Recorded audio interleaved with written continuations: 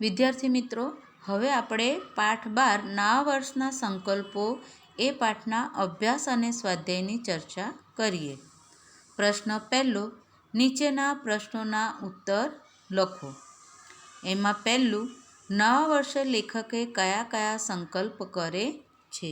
તો જવાબ છે, કવિ પોતાની આત્મસુધારણા માટે નીચેના સંકલ્પ કરે છે. પહેલું, રોજ સવારે વહેલા ઉઠવાનો સંકલ્પ, નિયમિત નોંધપોથી રાખવી એટલે કે ડાયરી લખવી, પાઈનો વ્યવસ્થિત હિસાબ રાખવો એટલે જે પણ ખર્ચ કરીએ તેનો હિસાબ રાખવો, રોજ વાંચવાની ટેવ વિકસાવવી, કાતણકામ રોજ કરવું. કાતણકામ એટલે ચરખો ચલાવીને જે કાપડ બનાવીએ એને કાતણકામ કહેવાય.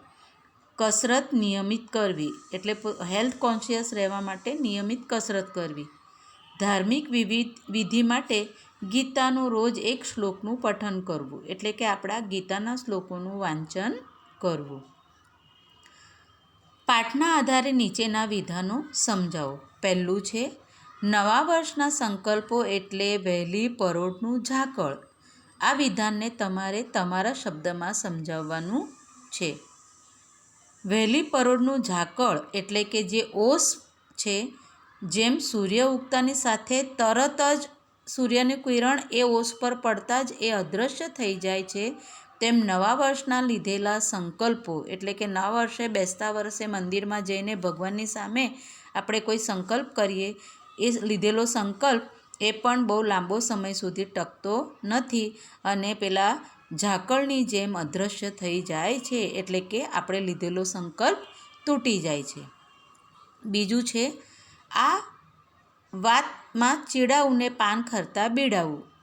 વાતમાં ચીડાવવું અને પાન ખરતા બીડાવું એટલે શું? તો વાતા ચીડાવવું અને પાન ખરતા બીડાવું. આ વાક્યમાં એક વ્યક્તિને પોતાના ક્રોધને કાબૂમાં રાખવાનો સંકલ્પ લીધો છે અને પોતાની પત્નીને કહે છે કે તેણે તરત જ કહ્યું, તમારો સંકલ્પ તમે પાળો તો ખરા. આ વાક્ય સાંભળીને તરત જ પતિને ખૂબ ગુસ્સો થયો. પતિ ખૂબ ગુસ્સે થયો અને તરત જ એમણે લીધેલો સંકલ્પ તોડી નાખ્યો. એટલા માટે આ કહેવત લખાઈ છે કે વાતા ચીડાવું ને પાન ખરતા બીડાવું. ચીડાઈ જતી હોય તે વ્યક્તિ પોતે ક્રોધ ઉપર કાબૂ રાખવાનો સંકલ્પ લે છે, જે પેલા ખરતા પાનની જેમ હોય છે. પ્રશ્ન 3, નીચેના શબ્દોનો ઉપયોગ કરી વાક્ય લખો. આત્મસુધારણા, અઠવાડિયું, જળજળિયા અને ઉચ્ચારણ. આ 4 શબ્દ છે, એને તમારે તમારા શબ્દોમાં વાક્ય બનાવવાના છે, જે આ છે. પહેલું, આત્મસુધારણા, જ્યારે શક્ય બને ત્યારે જ વ્યક્તિ પોતાના મનથી કોઈ દ્રઢ સંકલ્પ કરે તો તે આત્મસુધારણા થઈ શકે. દ્રઢ સંકલ્પ જ માણસને સેલ્ફ ઇમ્પ્રુવમેન્ટ તરફ લઈ જાય છે. અઠવાડિયું એટલે 7 વારના દિવસોને આપણે અઠવાડિયું કહીએ છીએ.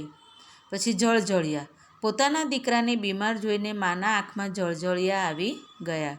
અને ઉચ્ચારણ, તો દરેક વ્યક્તિ પોતાની ભાષા શુદ્ધિ અને શુદ્ધ ઉચ્ચારણ કરવું અનિવાર્ય છે. હવે આપણે જોઈએ પ્રશ્ન 4, શબ્દ સમૂહ માટે એક શબ્દ લખો. રસ વગરનું, તો નીરસ. પોતાની જાતને સુધારવી તે આત્મસુધારણા. ઇન્દ્રનું આસન, ઇન્દ્રાસન. ફરીથી જન્મ લેવો એટલે કે પુનર્જન્મ. અને દ્રઢ નિશ્ચયવાળું, દ્રઢ નિશ્ચયી.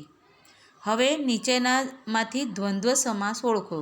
આપણે આગળના વિડીયોમાં દ્વંદ્વ સમાસ કોને કહેવાય કે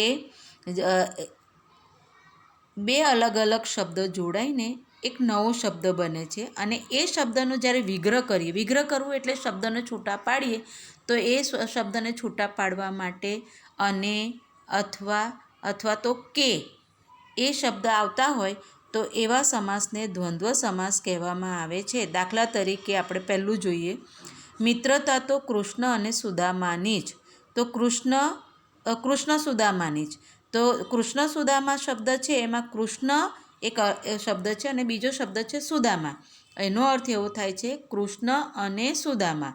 તો કૃષ્ણ સુદામાનો જ્યારે આપણે વિગ્રહ કરીએ તો વચ્ચે આવે છે અને, કૃષ્ણ અને સુદામા. ઘરમાં અહીં તહીં સામાન પડ્યો હતો. તો ઘરમાં અહીં અને તહીં સામાન પડ્યો હતો. ઝાડ પર 10-12 પંખી બેઠા હતા. એટલે કે 10 અથવા 12 કે 10 કે 12. એટલે આનો વિગ્રહ કરવા માટે અને અથવા કે શબ્દ આવે છે, તો જે સમાસમાં તેનો વિગ્રહ એટલે છૂટા પાડવા માટે એ શબ્દની વચ્ચે અને અથવા કે સંયોજકો આવે તો એવા સમાસને દ્વંદ્વ સમાસ કહેવામાં આવે છે. તો આ થયા આપણા સ્વાધ્યાયના પ્રશ્નો.